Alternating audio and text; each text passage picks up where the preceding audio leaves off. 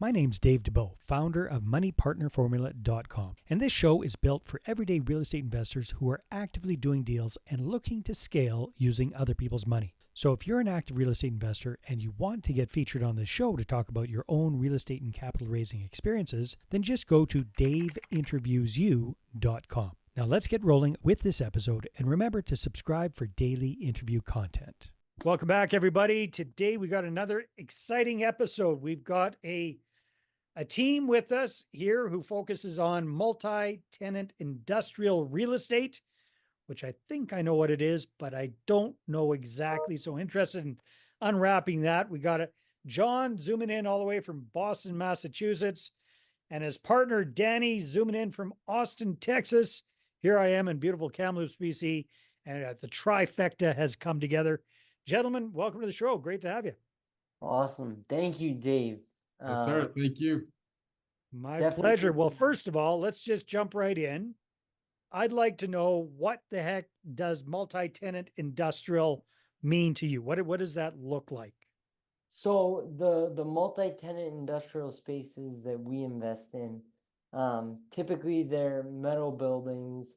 They're, 30, 40, 50, 100,000 square foot buildings with a large number of 12, 14, 16, 18, 20 foot overhead doors. And basically, people, your tenant base is a contractor, an HVAC, a plumber, electrician, a landscaper. Your tenant base are people that are basically always in demand. And Right. especially right now more than ever, these industrial spaces are in high demand. And Makes sense. So like, how many tenants would you have in one of these places? Obviously it depends on the size, but yeah, how many of these depends on guys? the size of the building. And units can vary from, we have units as small as 800 square feet. We have units as big as 10,000 square feet. And where these facilities really work well is close proximity to city centers, ports, airports, rail terminals, highways, those kinds of good locations. And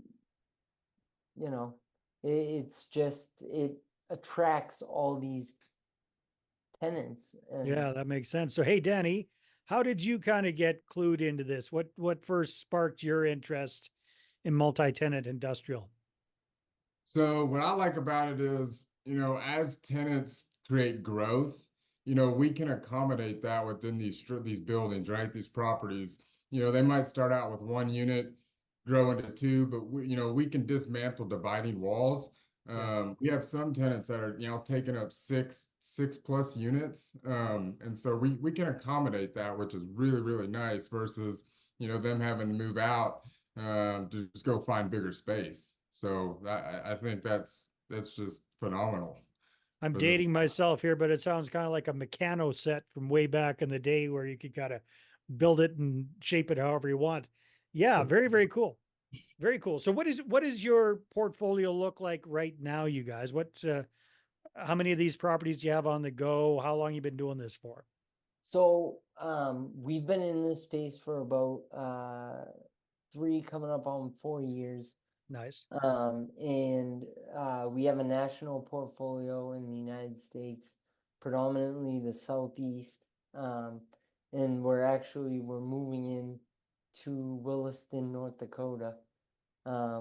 That's quite a leap from the Southeast, that's for sure. Yeah, it's kind of like down here and then way up over here. And Yeah. so, we look for these great industrial markets. And I've been in the out of state investing for coming up on 7 years. And I started with the duplex locally, and kind of built up from there kind of thing. spread out all over the place, and now just, you know, Very, strategically locating and then building out once we're in those markets. very cool. So, hey, Danny, how did you and John first connect, and what does the partnership look like? Who does what? Who's kind of responsible for what in the day to day? Yeah, so we met at a real estate mastermind, end of Nice. 21, beginning of 22, somewhere right in there. And ever since we met, I mean, we hit it off, and growth just happened quick. 2022 was busy. 23 slowed down a little bit. I think it did for a lot of folks. But, we're trying to pick it back up in 24. But I mean, he's done more deals than I have, but ever since I've joined these guys, it's just been phenomenal. I kind of came in on the due diligence side, being a contractor. That's my background. I've been doing it for several decades. So that's the easy side for me, condensing inspection reports, going through all that. These inspection reports can get 100 pages long, whatever, condense them down, right? Yeah. What's important, what's urgent, what's long-term. So that's kind of my side of it. And it's worked well. It's been great. Very, very cool. So I'm curious, Danny, you're based in Austin.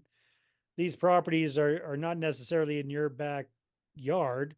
Are you traveling out to inspect these and oversee stuff, or are you doing stuff from a distance as well? No, we'll actually, we'll go and tour the property, and then generally we'll go back and, meet with the inspectors to go through that due diligence process.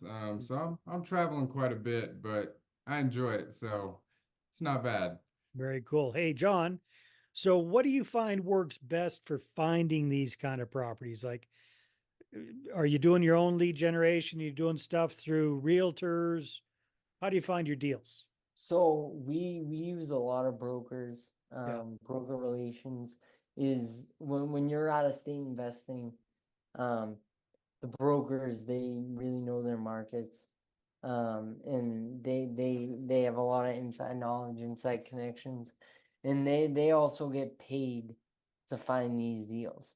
And then, we get paid to operate. So, and they get paid when they close the deals, when they know that we have a track record of closing deals and record of closing industrial deals, then they want to work with you. So, and we get off market leads, we get we find on market leads, and then it's really, who's the best prospect to close this deal. Yeah, And which deals make the most sense, right? The numbers, the financial side of things. So, what would you say are some of the big benefits to this asset class versus, let's say, multifamily, or, residential single family, or even mobile home parks or self-storage? What do you like most about this multi-tenant industrial? So there are a couple different points that I want to talk about here, right? First off, you have a triple net lease structure, which really puts a lot off on the tenant. You have triple net lease, you have long-term leases, right? So just for reminding folks what triple net means, that means basically your tenants are not just paying the rent, they're also covering all of their utilities and their taxes and their insurance, and your taxes and insurance and maintenance on the property, correct? Yeah. And basically, as the property owner, you are responsible for making sure they have a roof over their head, they have good walls, and it may go as And far you make as sure the Danny takes slab. care of that. That's that guy's job, right? Yeah, There you that's go. what Got Danny that does. covered. Danny makes sure that's all taken care of.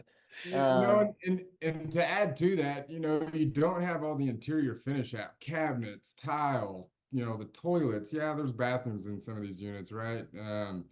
But you don't have that, and they're longer lease terms, so that's super helpful. They don't have to be super pretty, right? Right. It's It's metal practical. and concrete, pretty much.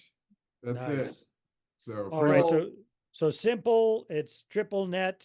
What else do you guys like about it? It's predictable. You can, Yeah. it's a lot easier to forecast, what you're gonna have to do. And the other thing about it is that most of these places are places of business for a tenant, right? And, they want their space kept up.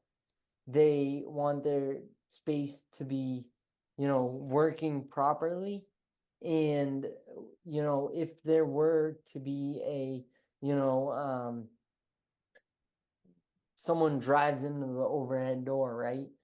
The tenant owns the garage doors, Hmm. not us, right? So they get to And fix, you're not so getting that call. They're fixing it. they're gonna fix that, and they're gonna fix it pretty quick, because if they don't fix that overhead door, they're not gonna be able to access everything that they have in that unit, right? So it'll be And then the other thing is it's not like a means to an end, like an apartment, right? An apartment for someone is a means for them to get a bigger house, right? It's kind of like, I mean, for Stepping the stone.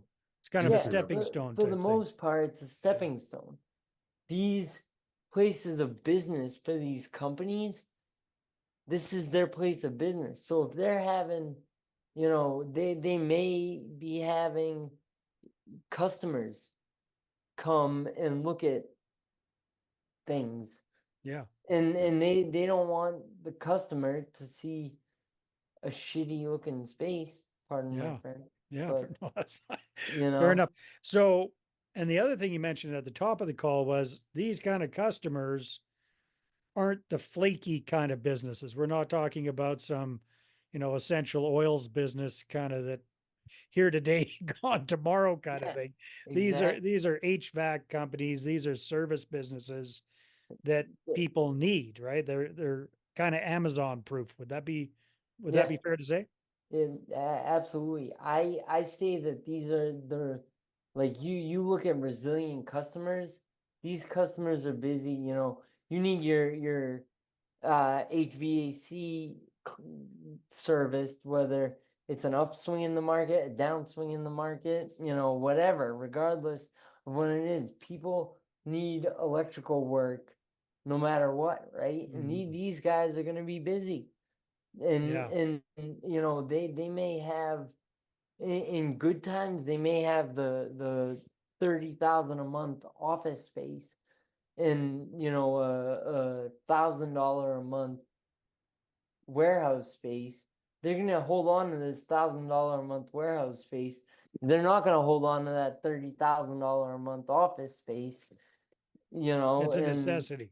yeah, They need it to keep their business running. So exactly. obviously you guys are big fans. Can't be all sunshine and flowers. What are some of the pitfalls to Um, multi-tenant industrial? so some of the pitfalls that we run into have been clogged pipes, that we buy this building, and then all of a sudden we discover that the sewer has been backing up for years. Yeah, they've been And flushing some weird stuff down their drains. yeah. Some of yeah, these guys, yeah. 80 yards that way too, right? And there's a belly in the pipe, and it's like, oh man. yeah, So so some of the plumbing issues can come back and Sneak up on you. sneak up on us. Also, some of the parking lot issues will, um can come up, and we typically own the parking lot, and Right. we'll go through and we'll say, oh, that's it's fine to us, but then we take over the building, and they're like, the tenant all of a sudden, oh, there's a big pothole, and Yeah, stuff. Yeah, that kind of stuff. Well, okay. Not too bad. There's challenges no. with everything. Must be a fairly capital intensive strategy, you guys. What do you do for capitalizing these properties? Where do you come up with the funds for buying these? So we partner with local banks. Mhm. Local banks are, because there's not a Fannie Mae, a Freddie Mac, um, government agency subsidizing the loans. So usually we're working with local banks. And then we raise money from investors, and we'll work with investors from all over and kind of put the team together and Syndicate it, pretty much. yeah, Yeah. syndicate the deal that way. Very cool, you guys. Well, hey, thank the- you very much for kind of explaining what this whole multi-tenant industrial space is all about. Sounds very appealing. If people want to reach out and connect with you, I think, John, I think you've got a website. What's the I- best place for people to go? I do have a website. It's facilitate-ne.com. There you go. And we'll make sure we got that in the show notes as well. Hey, Danny, John, thank you very much for your time on the show. It's been great getting to know you guys. Thank you, Dave, Dave. pleasure. Thank you. Thank you for having us. Keep up the good work, and you guys, we'll see you on the next episode. Hey there, I really hope you enjoyed that episode. And as always, if you want to listen to more daily interview content, make sure you subscribe. And if you're an active real estate investor and you're doing deals and you'd like to get featured on this show, then just head over to daveinterviewyou.com. Now, at moneypartnerformula.com, we help real estate investors to create a process for predictably getting capital so they can do more deals without relying on hard money lenders or the banks. We do this by building them a private capital marketing system. Now, if you want help turning yourself into a big money capital attraction machine, then book a call with our team to see how we can help. Just visit moneypartnerformula.com to find out more. All right, take care, and we'll see you on the next interview.